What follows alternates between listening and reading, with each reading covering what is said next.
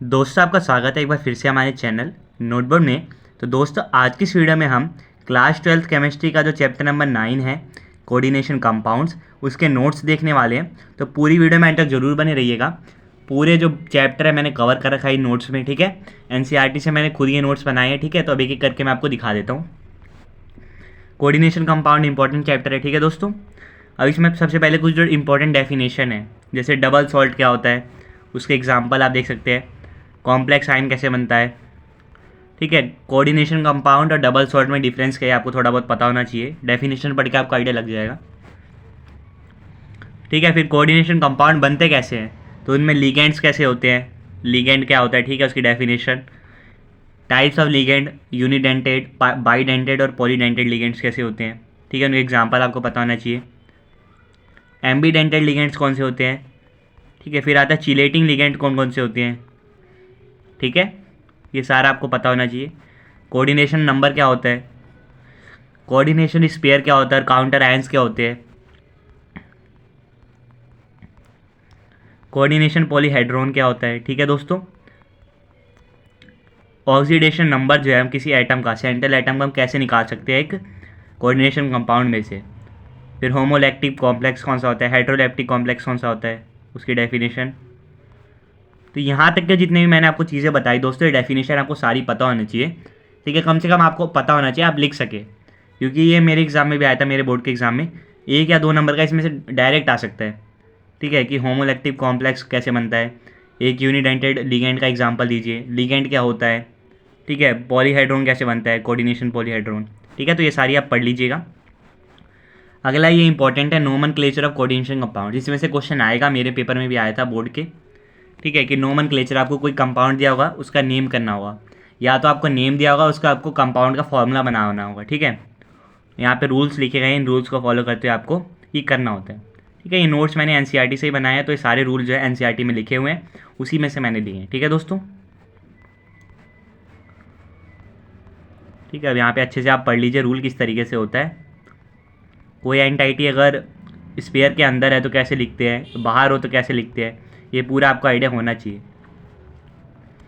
फिर आता है अगला टॉपिक, इंपॉर्टेंट है दोस्तों, आइसोमेरिज्म। इसका एग्जांपल आपसे पूछ सकता है, ठीक है। इसमें भी 2 टाइप होते हैं, स्ट्रक्चरल और स्टीरियो आइसोमेरिज्म।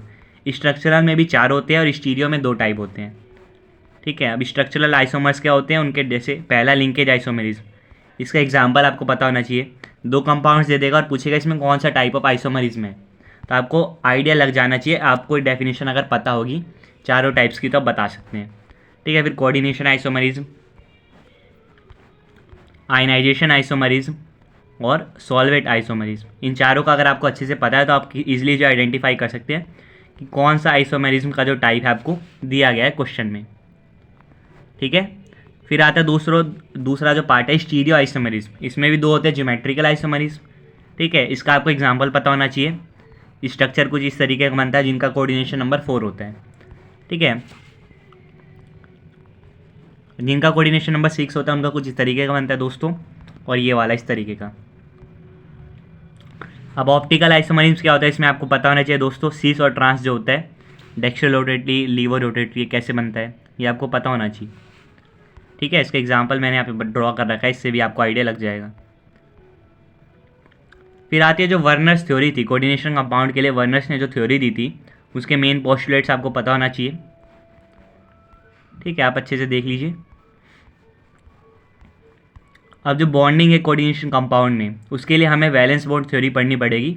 उसके मेन फीचर्स आपको पता होने चाहिए, वीबीटी के क्या क्या मेन फीचर्स है यहाँ पे लिखे हुए हैं, ठीक है दोस्तों।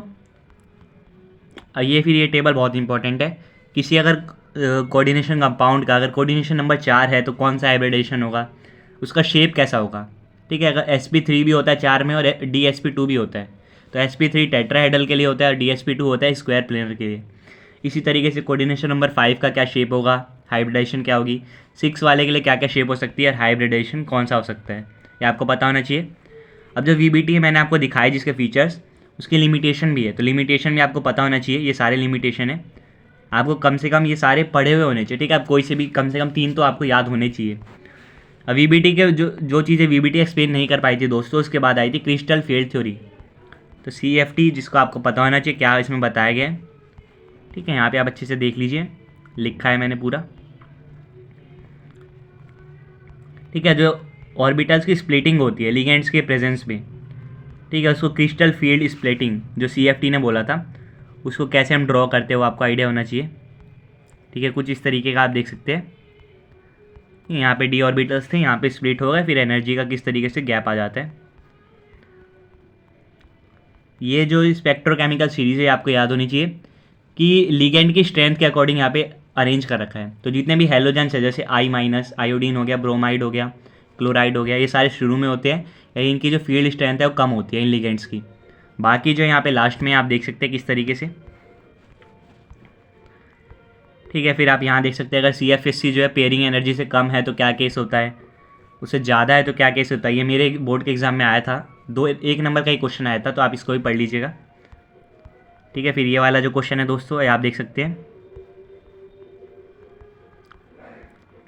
फिर आता है कलर इन कोऑर्डिनेशन कंपाउंड्स। जो कोऑर्डिनेशन कंपाउंड है उनमें कलर किस तरीके से होता है, तो CFT उसको एक्सप्लेन करता है, वो यहाँ पे मैंने समझा रखा है। ठीक है, अब CFT जो था उसकी भी कुछ लिमिटेशन थी। ठीक है, उसकी मैं यहाँ पे दो लिमिटेशन आपको दे रखी है, दोनों आपको याद होनी चाहिए। ठीक है, कि अगर पूछे जाएगा कि एक्सप्लेन CFT और उसके कुछ फीचर्स बताइए और लिमिटेशन बताइए, तो आपको दोनों चीज़ें याद होनी चाहिए, फीचर्स और लिमिटेशन दोनों। फिर है मेटल कार्बोनाइल्स, ये सारे एग्जाम्पल आपको याद होने चाहिए। फिर बॉन्डिंग कैसे होती है मेटल कार्बोनाइल्स पे, आपको ये टॉपिक थोड़ा सा छोटा सा टॉपिक है लेकिन आपको ये पता होना चाहिए। कैसे सिनर्जिक बॉन्डिंग बनती है, सिनर्जिक एनर्जी कैसे आता है, सिनर्जिक इफेक्ट कैसे बनता है। ठीक है, ये आपको पता होना चाहिए। Factors affecting the stability of complex, जो कॉम्प्लेक्स फॉर्म होता है उसकी स्टेबिलिटी को कौन कौन से फैक्टर अफेक्ट करते हैं, तो ये सारे जो फैक्टर्स है आपको पता होना चाहिए। फिर लास्ट टॉपिक जो है दोस्तों एप्लीकेशन ऑफ कोऑर्डिनेशन कंपाउंड, कहाँ कहाँ यूज़ होता है ये भी आपको आइडिया होना चाहिए। ठीक है, यहाँ पे सारे जो यूज़ लिख रखे हैं मैंने। ठीक है दोस्तों, यहाँ 7 यूज़ लिख रखे हैं। तो यहाँ तक जो थे सारे नोट्स थे कोऑर्डिनेशन कंपाउंड वाले चैप्टर के। अब कुछ क्वेश्चन है जो प्रैक्टिस के जिससे आपको आइडिया लग सकता है। ठीक है, जो आप इंपॉर्टेंट क्वेश्चन भी है कुछ। ठीक है, जैसे ये वाला जो क्वेश्चन है इस तरीके से आपको ड्रॉ करके जो है फिर इसमें ड्रॉ करना है। फिर आपको ये पूछेगा कि इनर आउट ऑर्बिटल कॉम्प्लेक्स है या आउटर ऑर्बिटल कॉम्प्लेक्स है। ठीक है, फिर नंबर ऑफ अनपेयर्ड इलेक्ट्रॉन्स कितने हैं, डाइपोल मूवमेंट पूछ सकता है आपसे। ठीक है, शेप पूछ सकता है, हाइब्रिडेशन पूछ सकता है। तो इसके लिए दोस्तों ये इंपॉर्टेंट क्वेश्चन है, ये जरूर आएगा, इसमें से एक ना एक क्वेश्चन जरूर आएगा आपके बोर्ड एग्जाम में। ठीक है, मेरे एग्जाम में भी आया था। फिर ये आप देख सकते हैं इस तरह क्वेश्चन भी आ सकता है कि एक्सप्लेन करना है कि ये वाला जो कॉम्प्लेक्स है ये इनर ऑर्बिटल होता है जबकि ये दूसरा वाला जो है आउटर ऑर्बिटल होता है, क्यों। तो दोनों का जो आपको इस तरीके से जो है कन्फिग्रेशन लिखनी है, फिर आपको बताना है कि इसका जो हाइब्रिडेशन क्या बनेगा, तो उसके अकॉर्डिंग इसका कॉम्प्लेक्स क्या होने वाला है, इनर ऑर्बिटल या आउटर ऑर्बिटल। ठीक है, उसके बाद आपको एक्सप्लेन करना है। तो इसके लिए आपको इलेक्ट्रॉनिक कन्फिग्रेशन आना चाहिए, फिर आपको इलेक्ट्रॉन्स को कैसे भरते हैं शेल में वो आना चाहिए। फिर आपको ये पता होना चाहिए कि जो लिगेंड है वो स्ट्रॉन्ग फील्ड है या वीक फील्ड है। ठीक है, तो उसका इफेक्ट कैसा होगा। ठीक है, ये सारी चीज़ें। फिर हाइब्रिडेशन आपको पता होना चाहिए। फिर जो कॉम्प्लेक्स बनेगा इनर ऑर्बिटल बनेगा या आउटर ऑर्बिटल, ये भी आपको पता होना चाहिए। ठीक है, हाइब्रिडेशन देख के आप कैसे पता कर सकते हैं। ये वाला क्वेश्चन है दोस्तों, ये भी इंपॉर्टेंट है, ये शायद मेरे एग्जाम में सैम्पल पेपर में ही क्वेश्चन था। ठीक है, लास्ट ईयर शायद सैम्पल पेपर में ही क्वेश्चन था, तो ये आप देख लीजिएगा। ठीक है, डायमैग्नेटिक कब होता है, पैरामैग्नेटिक कब होता है, ये सारी चीज़ें आपको पता होनी चाहिए। ठीक है, ये आप देख सकते हैं। फिर ये नेमिंग वाला जो है नोमेनक्लेचर वाले क्वेश्चन में यहाँ पे कुछ करे गए हैं, ये भी आप देख लीजिए। एनसीईआरटी में बहुत सारे क्वेश्चन है, कंपाउंड्स की नोमेनक्लेचर आपको करना है। तो अगर आप एनसीईआरटी के सारे क्वेश्चन प्रैक्टिस कर ले रहे हैं तो आपको बहुत ज़्यादा है। ठीक है, उसमें से ही आएगा, कोई बाहर से नहीं आएगा। ठीक है, यहाँ पे मैंने कुछ कर रखे हैं तो आप यहाँ से भी देख के आइडिया लगा सकते हैं। तो ये जो दोस्तों पूरे नोट्स थे क्लास 12 केमिस्ट्री का जो चैप्टर नंबर 9 है कोऑर्डिनेशन कंपाउंड्स, उसके पूरे नोट्स और कुछ जो प्रैक्टिस क्वेश्चंस थे मैंने आपको प्रोवाइड कर दिए। ठीक है, जब मैं क्लास 12 में था तब मैंने ये नोट्स बनाए थे, तो मैंने दोस्तों आपके लिए नोट्स मैंने ढूंढे हैं, उनकी PDF बना के फिर मैं आपको प्रोवाइड कर रहा हूँ, क्योंकि आपका केमिस्ट्री का एग्ज़ाम जो है 1 हफ्ते बाद होने वाला है। ठीक है, CUT की तैयारी अगर आप करेंगे तो भी आपके लिए ये वीडियो हेल्पफुल होने वाले है, तो इसको सेव करके रख सकते हैं या आप चैनल को सब्सक्राइब कर सकते हैं ताकि पिछली जितनी वीडियोज़ है वो भी आप आराम से देख सकें और आने वाली जितने भी चैप्टर्स के नोट्स हैं, ठीक है, वो भी आपको मिल सके जल्दी से जल्दी। ठीक है दोस्तों, तो ये हमारा जो है चैप्टर नंबर 9 भी हो गया। अब जो आते हैं दोस्तों ऑर्गेनिक केमिस्ट्री के चैप्टर आते हैं, उसमें से दोस्तों मेरे पे जैसे चैप्टर नंबर 10 जो है हेलो अल्केन्स हेलो अरीन्स, उसके नोट्स अवेलेबल हैं। बायोमोलिक्यूल्स के नोट्स अवेलेबल है, तो इन दोनों की वीडियो मैं आपको प्रोवाइड कर दूंगा। ठीक है, बाकी जो चैप्टर रहेगा जैसे अमाइंस हो गया, एल्कोहल, फिनोल्स एंड ईथर हो गया, और एल्डिहाइड कीटोन्स और कार्बोक्सिलिक एसिड, ये जो 3 चैप्टर है दोस्तों, इनके नोट्स अभी तो नहीं है।